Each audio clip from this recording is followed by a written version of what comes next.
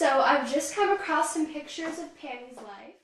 Can you please explain these pictures? Oh yeah, so I did a little bit of photo shoot with a magazine for my charity group and for my book, Looking the Other Way, which is we talked about earlier. We tried to recreate like a 1920s look, kind of modernizing it, so that was kind of like the inspiration, I guess. Oh, very cool. Oh wow, okay, so here's my house. You guys really got some good pictures. Oh wow, that's beautiful. Thank you. And this is, like I wanted to mention before, this is all money that we earned together. This is not handouts from my parents, and I just wanted to show a difference between me and my mom's life. Basically today, Fabulous Life, we've earned our money, like a lot of the musicians, they've earned their money through books. This isn't just like... So in a way, you're kind of like Gatsby in the Nouveau Riche kind of American Dream type sense. American Dream type sense, but you did it through honest riches. Yes. Yes. Okay, and then, so I guess we can take a little peek inside. Here is the pool, and this is kind of on the coast towards like the Hudson River. So you can see there's a pool, and we have a little outlook, and it's a nice kind of setup. We really like that room. It's our favorite room. Oh. Okay, and then here's my book, Looking the Other Way. And we talked about the inspiration for this book earlier. It's really just kind of show my perspective on the new on the new version of the situation that they talked about in The Great Gatsby. And what's your inspiration for the title? Looking the Other Way, because so I guess I don't know if you read The Great Gatsby. So there's a character, T.J. Appleberg, and through his glasses, he kind of looks down upon the area like a moral wasteland, and he looks about the superficial upper class. And so I'm looking like a different way in the perspective than my mom did. I'm looking through a different lens, basically, clear lens, clear perspective. So you, as compared to your mother, are kind of taking the T.J. Appleberg lens in seeing the corruption and trying to rise above it. Exactly. And then, speaking of that, here is my charity group. We're basically raising money for education in cities that need help, that are poor areas. And here's some happy children. They just got some books. It was a really fun experience to do. So I'm hoping we can build upon that and make more branches and spread it actually national. That's like what I'd like to do eventually.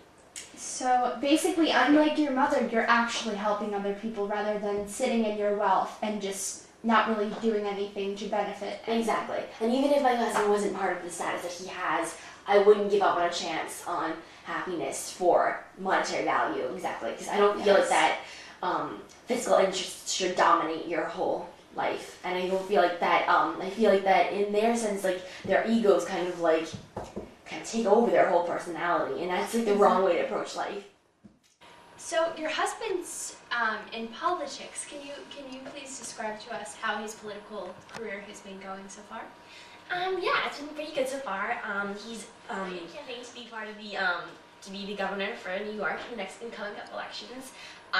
It's going pretty good. A lot of publicity, which is hard at times. Everyone's a little focused on the tabloids and all the rumors. It kind of reminds me a little bit of Gatsby.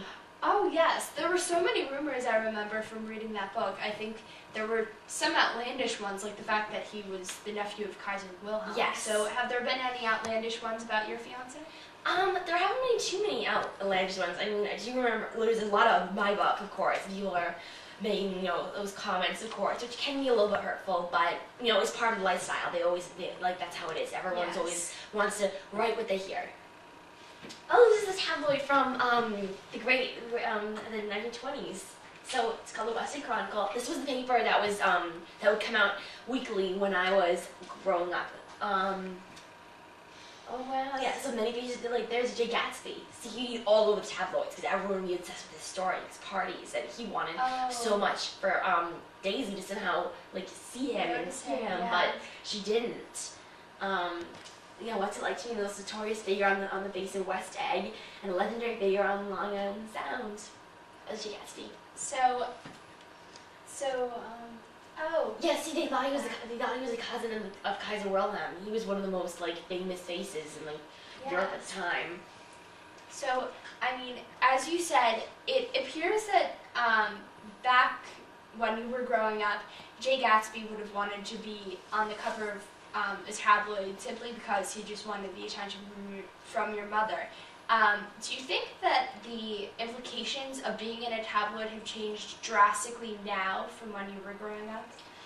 Not completely. I mean, I felt like back then people would kind of just make up the facts, and they kind of do that too. They just want to write what they hear, essentially, as tabloids. But I mean, in interviews it's different. They do actually get the full story, and there's a lot of press in like politics and in like, for example, Mom's Life and Gatsby. There was a lot of people were covering like the notorious high upper class. It was really, it was part of lifestyle. So I believe back then it was more about just being wealthy. You could marry into wealth, you could do that, or you could. There was like the whole bootlegging scenario. Yeah.